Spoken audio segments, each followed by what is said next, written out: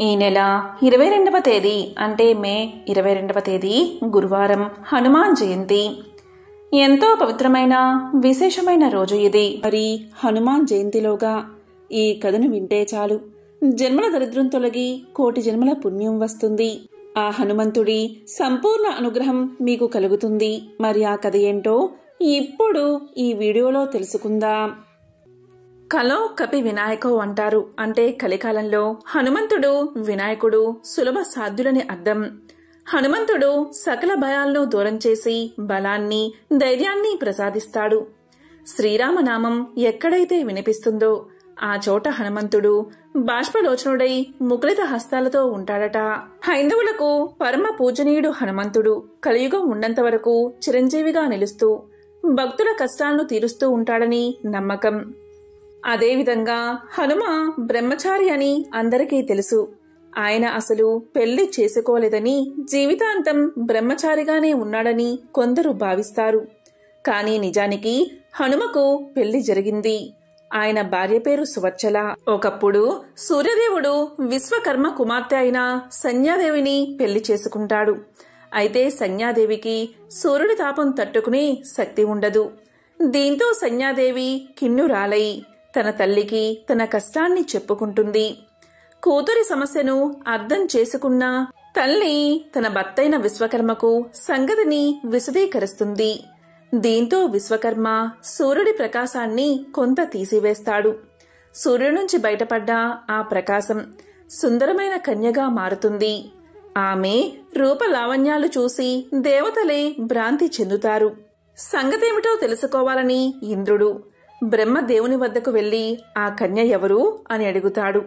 ఇంద్రుడి ఉద్దేశం కనిపెట్టిన బ్రహ్మ ఆమెకు శివాంశ సంభూతుడైన హనుమంతుడు తప్ప వేరే ఒకరు భర్త కారు అని చెప్తాడు. బాల హనుమంతుడు తల్లి అంజనాదేవి దగ్గర అల్లారు ముద్దుగా పెరిగి ఆమె అనుజ్ఞ మేరకు సూర్యుడి దగ్గర విద్యాభ్యాసం చేస్తాడు. హనుమంతుడు సూర్య భగవానుణ్ణి గురువుగా చేసుకుని ఆయన వద్ద అనేక విద్యలను అభ్యసిస్తాడు. అయితే నవ వ్యాకరణాలు అనే విద్యను మాత్రం నేర్చుకోలేకపోతాడు. ఎందుకంటే ఆ విద్య నేర్చుకోవాలి అంటే ఖచ్చితంగా వివాహం అయి ఉండాల్సిందే. దీంతో హనుమంతుడు ఏం చెయ్యాలో తెలియక అలా ఉండిపోతాడు. ఇది గమనించిన సూర్యుడు తన కుమార్తె అయిన సువర్చలను పెళ్లి చేసుకోమని హనుమంతుణ్ణి కోరతాడు. అయితే బ్రహ్మచారిగా ఉండాలి అనుకున్న తన కోరికకు అది ఆటంకం కలిగిస్తుందని పెళ్లి చేసుకోను అంటాడు హనుమ. కాని సూర్యుడు గురుదక్షిణగా అయినా సరే సువర్చలను పెళ్లి చేసుకోమంటాడు. అందుకు కూడా హనుమాన్ అంగీకరించడు.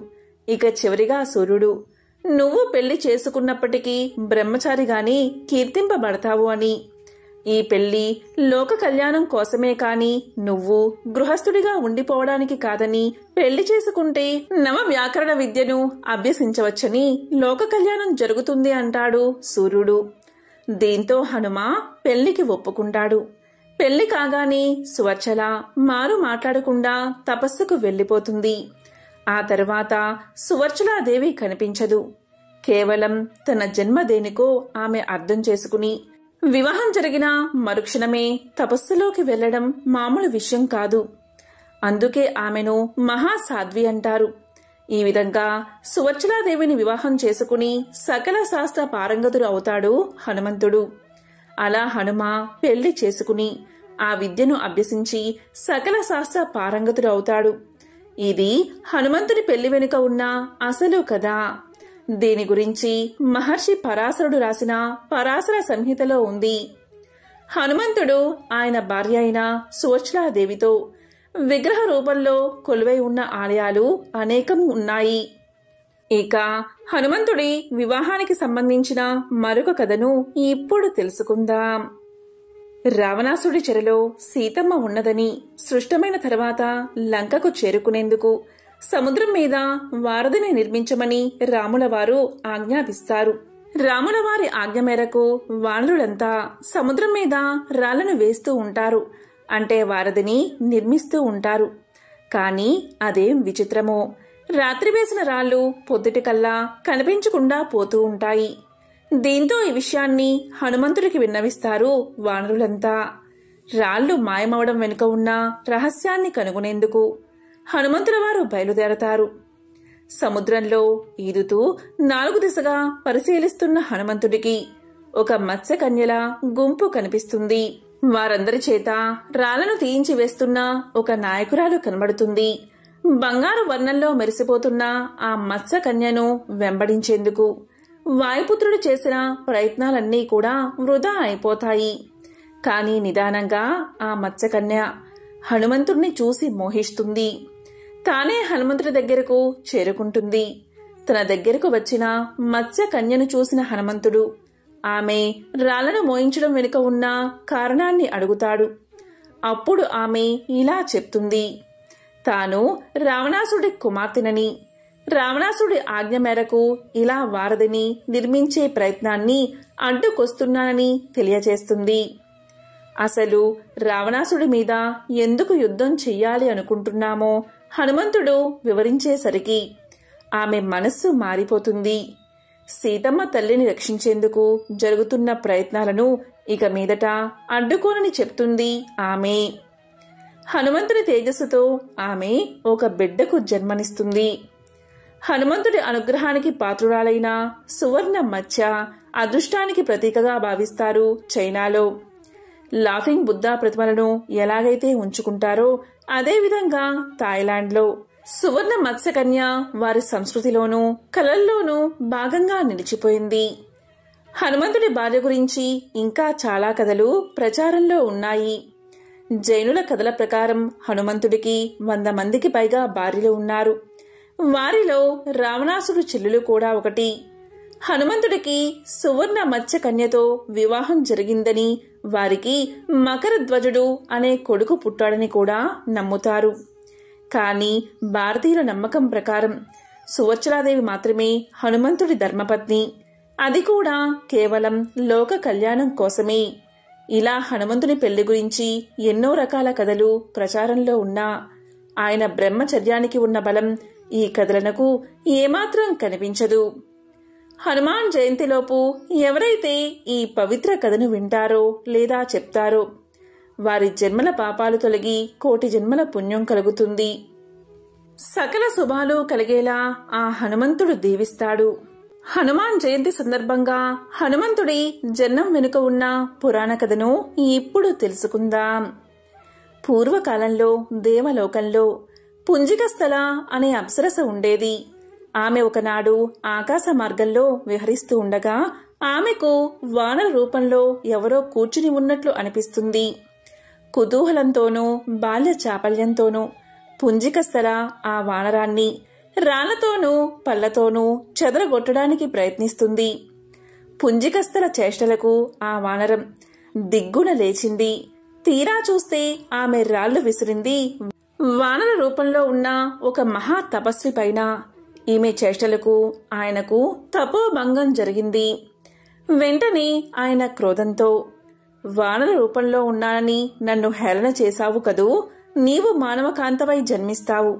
అంతేకాదు, నీవు ఎవరినైతే వరిస్తావో అతను వెంటనే వానర రూపాన్ని పొందుతాడు అని శపిస్తాడు. దీంతో పుంజికస్థల తన పొరపాటుకు మన్నించమని ఆ తపస్విని వేడుకుంది. తనకు శాప విమోచనం కలిగించమని ప్రార్థిస్తుంది. ఆమె ప్రార్థనకు కరిగిన ఆ తపస్వి ఆమెకు శాప విమోచనం ప్రసాదించాడు. నీ భర్త కామరూపుడై లోకోత్తర వీరుడై ఉంటాడు అని పలుకుతాడు. ఆమె మునికి కృతజ్ఞత తెలుపుకుని నిష్క్రమిస్తుంది. తరువాత ఆమె అంజనాదేవిగా జన్మించి మహావీరుడైన కేసరుణ్ణి వరించి వివాహం చేసుకుంటుంది.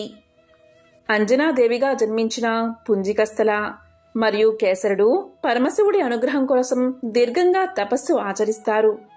పరమశివుడు వారి తపస్సుకు మెచ్చి ప్రత్యక్షమవుతాడు. ఏమి వరం కావాలో కోరుకోమని అడగగా వారిద్దరూ ముక్తకంఠంతో ఆ మహాదేవుణ్ణి తమ పుత్రుడిగా జన్మించమని ప్రార్థిస్తారు. పరమశివుడు అందుకు అంగీకరించి తన అంశతో ఆంజనేయుణ్ణి వారికి పుత్రునిగా ప్రసాదించాడు. ఆ విధంగా హనుమంతుడి జన్మం జరిగింది. వాయుదేవుని ద్వారా శివుని తేజం అంజనాదేవి అనే వానరకాంతకు చేరింది.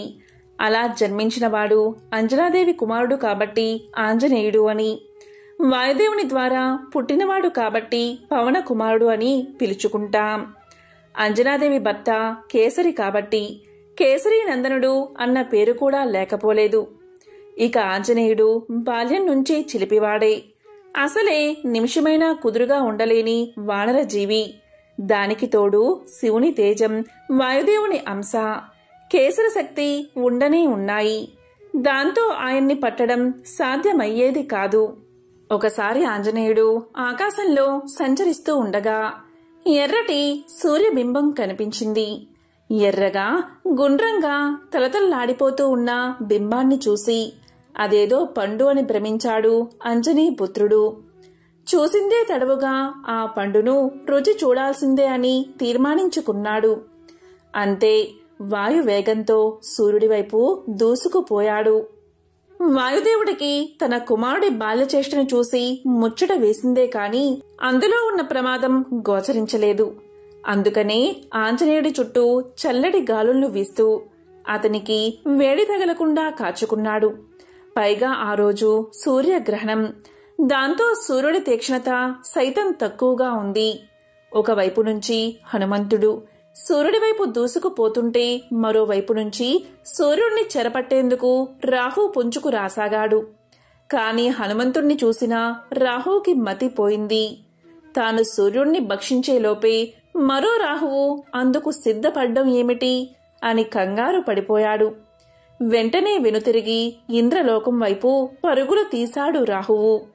స్వామి, ఇవాళ నేను సూర్యుణ్ణి గ్రహించడం సాధ్యమయ్యేటట్లు లేదు. మరో జీవి ఏదో సూర్యుణ్ణి భక్షించేందుకు దూసుకు వస్తుంది అంటూ మొరపెట్టుకున్నాడు రాహువు. రాహు మాటలు విన్న ఇంద్రుడికి పట్టరాని కోపం వచ్చింది.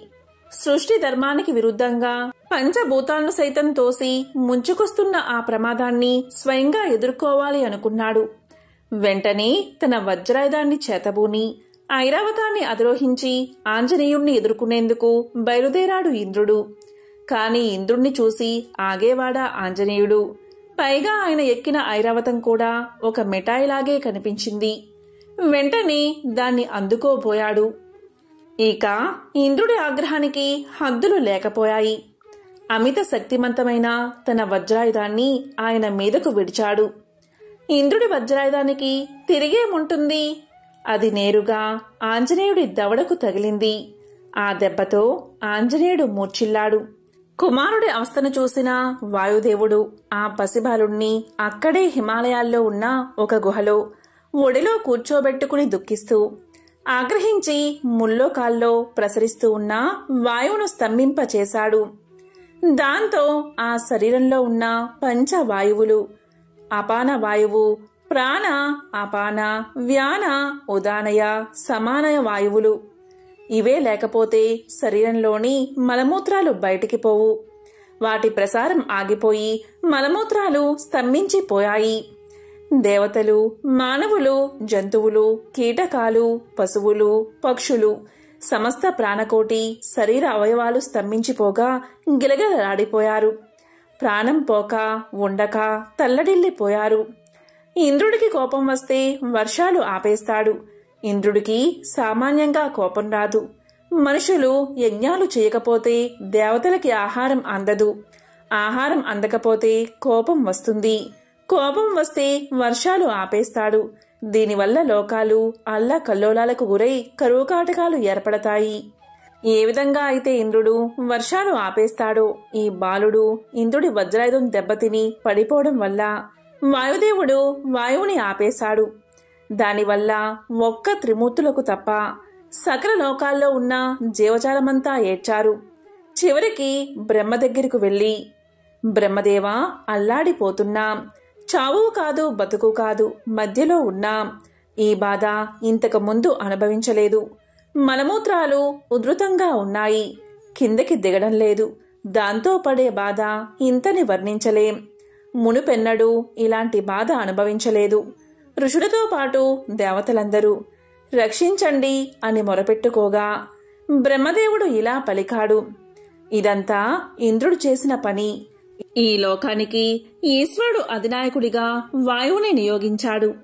ఆహారం లేకపోయినా నీరు లేకపోయినా ఎంతో కొంతకాలం బతకవచ్చు. కాని వాయువు లేకపోతే బతకలేం.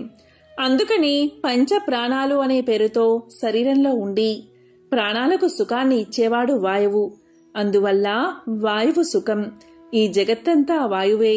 ఒక్కసారి వాయువు స్తంభించాడు అంటే లోకంలో ఎవ్వరూ సుఖంగా ఉండలేరు. వాయువు ఎక్కువైనా ప్రమాదమే, తక్కువైనా ప్రమాదమే. ఉష్ణవాయువు ప్రసరించినా ప్రమాదమే, శీతలవాయువు ప్రసరించినా ప్రమాదమే. మందవాయువు ఉన్నంతవరకే మానవుల ఇతర జీవుల ప్రాణాలకు సుఖాన్ని ఇస్తాడు. అటువంటి వాయువుణ్ణి శివస్వరూపంగా భావించి అభిషేకించి పూజిస్తారు. అటువంటి వాయువుకి దుఃఖం కలిగించాడు ఇంద్రుడు అని ఇంద్రుడు చేసిన పనిని తెలియచేసి, ఇప్పుడు వాయువు ఆ బాలుణ్ణి ఒడిలో పెట్టుకుని హిమాలయాల్లోని మేరు పర్వత గుహలో ఉన్నాడు. ఆ వాయువుని సమాధానపరచకపోతే అలాగే అల్లాడిపోతాం. నాతో పాటు మీరందరూ రండి. ఇంద్ర, ముందు ఉండు. ఎందుకంటే దీనంతటికీ మూలకారణం నువ్వే. పదండి, వాయువుకి మనందరం కలిసి ఆనందం కలిగిద్దాం అని అందరినీ వెంటబెట్టుకుని హిమాలయ మధ్యలో ఉన్న మేరు పర్వత గుహ దగ్గరికి చేరాడు బ్రహ్మ. ఆ సమయంలో వాయుదేవుడు మంచి బంగారపు వర్ణంలో ఉన్న గుహలో కూర్చుని మెడలో బంగారపు దండ వేసుకుని ఒడిలో కొడుకుని పడుకోబెట్టుకుని అయ్యో కుమారా అని దుఃఖిస్తూ ఉన్న వాయుదేవుణ్ణి వీళ్లు చూశారు. అంతలో బ్రహ్మ గుహలోనికి వెళ్ళగా వాయుదేవుడు చూసి సంభ్రమంతో బిడ్డను ఎత్తుకుని నమస్కారం చేసి, ప్రభు, స్వయంభూ, చతుర్ముఖ, చూడు నా బిడ్డ పరిస్థితి అనగానే పక్కనే దేవతలు, యక్షులు, గంధర్వులు ఆ బిడ్డని వాయువుని దీవించారు. అప్పుడు బ్రహ్మ, నాయనా, నీ కుమారుడు మూర్ఛపోయాడని లోకాలన్నిటినీ మూర్ఛపోయేలా చేస్తున్నావు. అవునా నాయనా అనే వాయువు చేతిలో మూర్ఛితుడై ఉన్న బిడ్డను ప్రేమగా నిమిరాడు బ్రహ్మ. ఇక ఆంజనేయుడు ఆ ఉపద్రవం నుంచి తేరుకోగానే అతనికి ఆశీర్వాద సూచకంగా దేవతలంతా తలా ఒక వరాన్ని అందించారు. ఇకపై తన వల్ల మృత్యువు సంభవించదని యముడు ఆశీర్వదించాడు కాబట్టి ఆంజనేయుడు చిరంజీవిగా మారాడు. ఇంద్రుడు ఇకపై తన వజ్రాయుధం హనుమంతుణ్ణి గాయపరచదు అన్న అభయాన్ని అందించాడు. అలాగే బ్రహ్మ కూడా తన బ్రహ్మాస్త్రం ఆంజనేయుణ్ణి ఏమీ చేయలేదని వరాన్ని అందించాడు. అలా ఆంజనేయుడి సూర్యగ్రహణ ఘట్టం సుఖాంతమైనది. హనుమంతుడు అన్న పేరు మాత్రం శాశ్వతంగా నిలిచిపోయింది. హనుమాన్ జయంతి సందర్భంగా హనుమకు సంబంధించిన ఒక విశేషమైన కథను ఇప్పుడు తెలుసుకుందాం. రాముడు రాజ్య పాలన చేస్తున్న కాలంలో ఒకసారి అగస్త్యుల వారు రాముణ్ణి దర్శించడానికి వచ్చారు. అప్పుడు అగస్త్యుల వారిని తగిన విధంగా సత్కరించి స్వాగతించి ఉచిత ఆసనంపై కూర్చోబెట్టి అగస్త్య మహర్షితో శ్రీరాముడు ఇలా పలికాడు. మహర్షి, శివుడు, హనుమంతుడు వీళ్ళిద్దరిలో ఎవరు అధికులు? వారిద్దరి సాహసాలను మనం ఎలా తెలుసుకోవాలి అని ప్రశ్నించారు. అప్పుడు అగస్త్యుల వారు, హనుమంతుడు వాయువర ప్రసాది, అంతటా సంచరించే నేర్పున్నవాడు అని అనడంలో ఎటువంటి సందేహమూ లేదు. నీకు అనుమానం వస్తే పరీక్షించు అన్నాడు. వెంటనే శ్రీరాముడు మారుతిని ఆప్యాయంగా పిలిచి, హనుమా, ఇప్పుడే నువ్వు లంకకు వెళ్ళి విభీషుడి దగ్గర ఉన్న భౌతిక లింగాన్ని తీసుకుని రావాలి అని ఆజ్ఞాపించాడు. రాముడి ఆజ్ఞకు హనుమంతుడు రాముడికి నమస్కారం చేసి తండ్రైన వాయుదేవుడికి వందనం చేసి రివ్వుల గాలిలోకి ఎగిరి దక్షిణ సముద్రాన్ని అవలీలగా దాటి లంకలోకి ప్రవేశించాడు. అక్కడ ఉన్న రాక్షస వీరులంతా హఠాత్తుగా హనుమ రావడం చూసి ఆశ్చర్యపోయారు. సరాసరి మహారాజు అయిన విభీషుణ్ణి కొలువు చేరాడు హనుమ. హనుమను గౌరవించాడు మహారాజైన విభీషణుడు. వచ్చిన కారణం తెలపమన్నాడు. అప్పుడు శ్రీరాముడి ఆజ్ఞను వినిపించాడు హనుమ. దానికి విభీషణుడు ఎంతగానో సంతోషించి తాను ప్రతిష్ఠించిన చోటుకు వెళ్లి అక్కడ ఉన్న 6 శివలింగాలను చూపించాడు.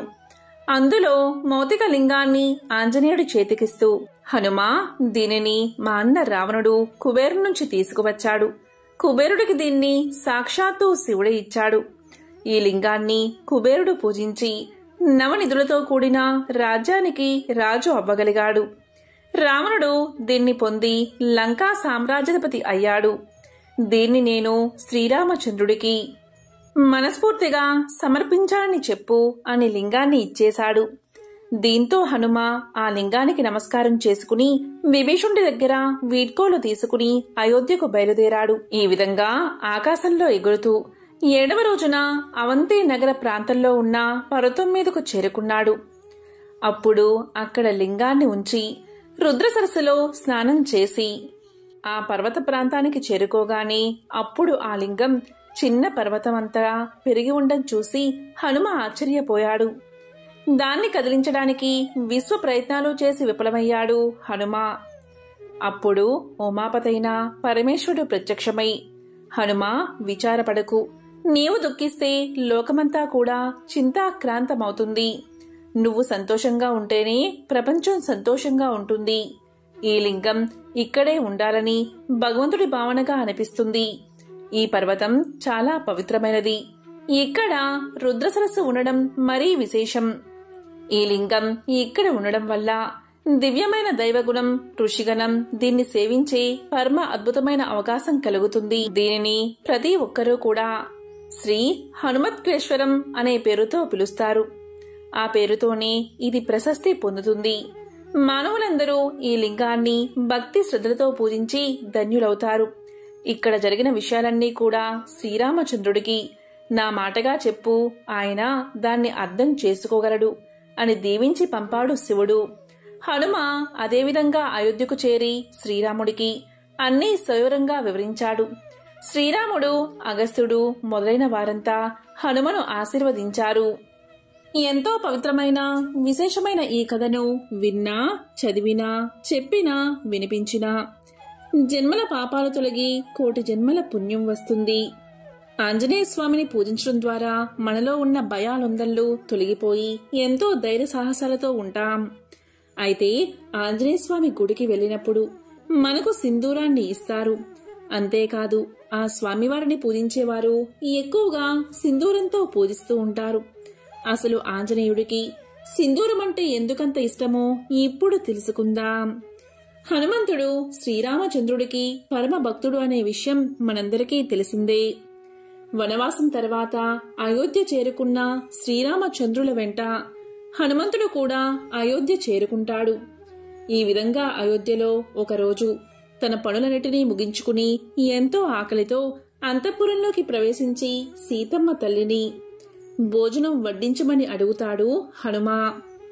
అప్పుడే స్నానాధికాలు పూర్తి చేసుకుని సీతాదేవి హనుమంతుడిని ఉద్దేశించి, హనుమా కాసేపు ఆగు, మొదట పాపెటిలో సింధూరం పెట్టుకుని తర్వాత భోజనం వడ్డిస్తాను అని చెప్తుంది. ఈ విషయం విన్న హనుమంతుడు, అమ్మా పాపెటిలో సింధూరం ఎందుకు పెట్టుకుంటున్నావు అని అడుగుతాడు. దానికి సీతమ్మ తల్లి, ఈ పాపిట్లో బొట్టు పెట్టుకోవడం వల్లే నీ ప్రభువు నిండు నూరేళ్లు చల్లగా ఉంటాడని, ఈ సింధూరాన్ని ధరిస్తే సౌభాగ్య వృద్ధి కలుగుతుందని తెలియచేస్తుంది. ఆ విధంగా సీతమ్మ మాటలు విన్న హనుమంతుడు అక్కడ్నుంచి వెళ్లిపోతాడు. కొద్దిసేపటి తరువాత శరీరమంతా సింధూరం పూసుకుని తిరిగి అయోధ్యను చేరుకుంటాడు. ఒక్కసారిగా హనుమను చూసి ఆశ్చర్యపోయిన సీత, హనుమా ఎందుకు శరీరమంతా సింధూరం పూసుకున్నావు అని అడుగుతుంది. దానికి హనుమ, అమ్మా ఇలా సింధూరం ధరిస్తే శ్రీరామచంద్రుడికి కళ్యాణప్రదమై ఉంటుందని నీవే అన్నావు కదా అని చెప్పడంతో హనుమంతుడికి శ్రీరాముడిపై ఉన్న భక్తి భావానికి సంతోషించి మంచి హృదయంతో హనుమంతుణ్ణి ఆశీర్వదిస్తుంది సీతమ్మ తల్లి. ఈ విషయం తెలుసుకున్న శ్రీరామచంద్రుడు, భక్తికి నువ్వు ఒక ఉదాహరణగా చెప్పబడతావని, ఇక నుంచి ఎవరైతే నిన్ను సింధూరంతో పూజిస్తారో వారిని కష్టాల నుంచి నేను కాపాడతానని సాక్షాత్తు శ్రీరామచంద్రుడే తెలియచేశాడు.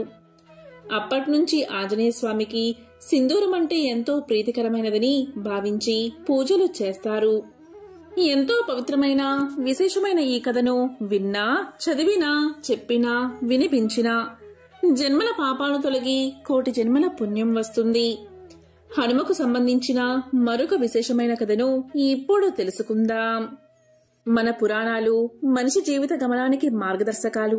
రామాయణం మానవుడు ఏ విధంగా జీవించాలో తెలిపితే, మహాభారతం మనిషిలోని మంచి చెడుల విచక్షణ నేర్పుతుంది.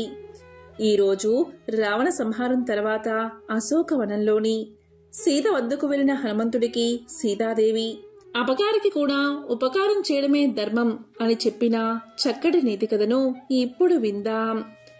రావణ సంహారం తర్వాత ఆ కబురు సీతమ్మ తల్లికి చెప్పేందుకు హనుమంతుడు అశోకవనానికి చేరతాడు.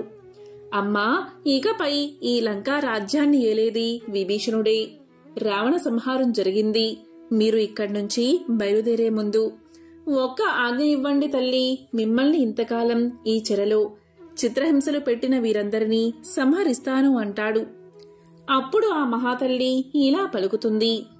హనుమా, నీకు ఒక కథ చెబుతాను విను. ఒకానొక కాలంలో ఒక బాటసారి అడవిగుండా వెళ్తున్నాడు. ఇంతలో ఆకలిగొన్న ఒక పులి తన పైకి రాబోగా తన ప్రాణాలు అరచేత పట్టుకుని పరుగులు తీశాడు. పులి కూడా అతన్ని వెంబడించింది. ఇంతలో ఒక చెట్టుపైకి ఎక్కి ఆ చెట్టు కొమ్మను ఆశ్రయిస్తాడు ఆ బాటసారి.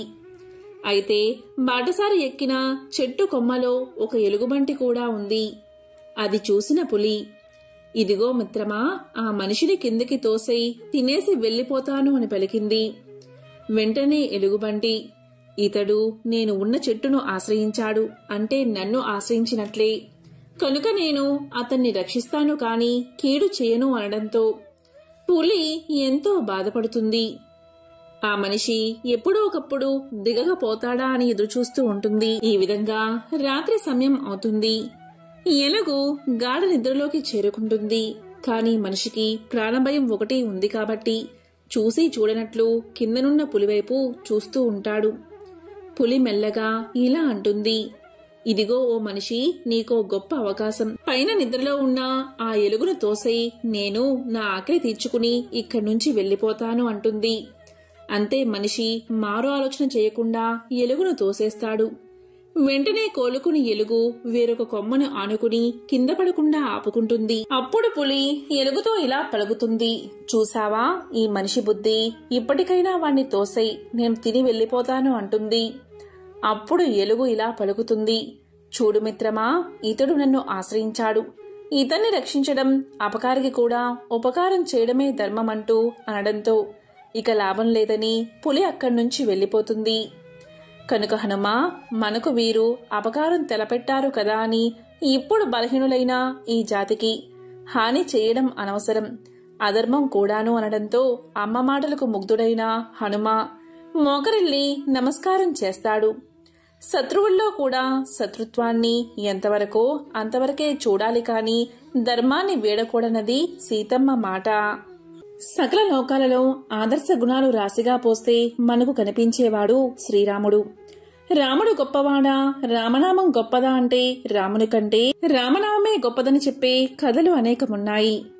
రామనామం గొప్పతనం గురించి ముందు మనం తెలుసుకుందాం. లంకానగరంపై దండెత్తేందుకు రాళ్లతో సముద్రంపై వానరసేన వారధిని నిర్మిస్తూ ఉంది. రాయిపై రామ అని రాసి ఆ రాయిని నీటిలో వేస్తే అది తేలిపోతూ ఉంది. ఇదంతా చూస్తూ ఉన్న రాముడిలో నా పేరు రాసిన రాయి తేలుతూ ఉంది కదా, నేనే రాయి వేస్తే అనే ఆలోచన కలిగింది. అంతే శ్రీరాముడు ఒక రాయిని తీసి సముద్రంలోకి వేశాడు. ఆ రాయి సముద్రంలో మునిగిపోయింది. దీన్ని చూసి ఆశ్చర్యానికి లోనైన రాముడు పక్కనే ఉన్న హనుమంతుడికి ఈ విషయాన్ని వివరించి ఎందుకిలా జరిగిందని ప్రశ్నించాడు. అందుకు హనుమ, రామ అనే నామం రాసి ఉన్న రాళ్లే పైకి తేలతాయి, మీరు వేసిన రాయిపైన రామనామం రాయలేదు కదా, అందుకే మునిగిపోయింది అని సమాధానం చెప్పాడు. అంటే రాముడి కంటే కూడా రామనామమే మహాశక్తివంతమైనదన్నమాట. రావణాసుర సంహారానంతరం అయోధ్య నగరం చేరుకుని శ్రీరాముడు పట్టాభిషేకం చేసుకుని రాజ్యపాలన చేపట్టాక అయోధ్య నగరంలో రామసభ కొలువుతీరి ఉన్న సమయంలో ఒకరోజు విశ్వామిత్ర మహర్షి సభకు వీచ్చేశాడు. మహర్షిని చూస్తూనే రాముడితో సహా సభలోని అందరూ లేచి నిలబడి మహర్షికి నమస్కారం చేశారు. కాని ఆంజనేయుడు రామనామ జపంలో మునిగి ఉండడం వల్ల విశ్వామిత్రుడి రాకను గమనించక నిలబడలేదు, నమస్కారం చేయలేదు. దీన్ని ధిక్కారంగా భావించిన విశ్వామిత్రుడు కోపంతో, రామా, నీ సేవకుడు నన్ను అవమానించాడు, నీవు అతన్ని శిక్షించు అని ఆదేశించాడు. విశ్వామిత్రుడి మాటను జవదాటలేని శ్రీరాముడు హనుమంతుణ్ణి శిక్షించేందుకు సిద్ధమయ్యాడు. ఈ విషయం తెలిసిన హనుమంతుడు నారద మహర్షి సలహా మేరకు రామనామాన్ని జపించడం ప్రారంభించాడు. ఈ విషయంలోని విశ్వామిత్రుడి ఆజ్ఞ మేరకు శ్రీరాముడు హనుమంతుడిపై బాణాల వర్షం కురిపించసాగాడు. రామనామ జపంలో నిమగ్నమైన ఆంజనేయుణ్ణి రామబాణాలు ఏమీ చేయలేకపోయాయి. అలసిపోయిన శ్రీరాముడికి పట్టుదల అధికం కాగా చివరకు బ్రహ్మాస్త్రాన్ని ప్రయోగించేందుకు సిద్ధమయ్యాడు. ఇంతలో నారద మహర్షి అక్కడకు చేరుకుని, మహర్షి, హనుమంతుడు నీ రాకను రామనామ జపం వల్ల గమనించక నమస్కరించినంత మాత్రమున మీరు మరణదండన విధించడమా?